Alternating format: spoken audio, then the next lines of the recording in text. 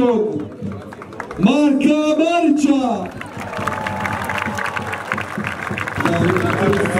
Svima čestitke, veliki uspjeh za Hrvatski šport klub Zrinski.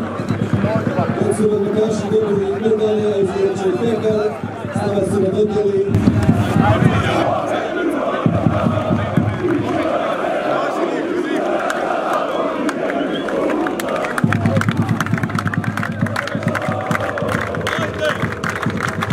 U Vrhovnicima, od predsjednik Prvog Saveza Bosne i Hercegovine, gospodin Oliver Galusu, izgledače pekara, kapetani Zrinskog, generalni Dubi, Silviji Adamčević, generalni tajnik Prvog Saveza Bosne i Hercegovine, pekara za prvo mjesto u Prvog Bosne i Hercegovine.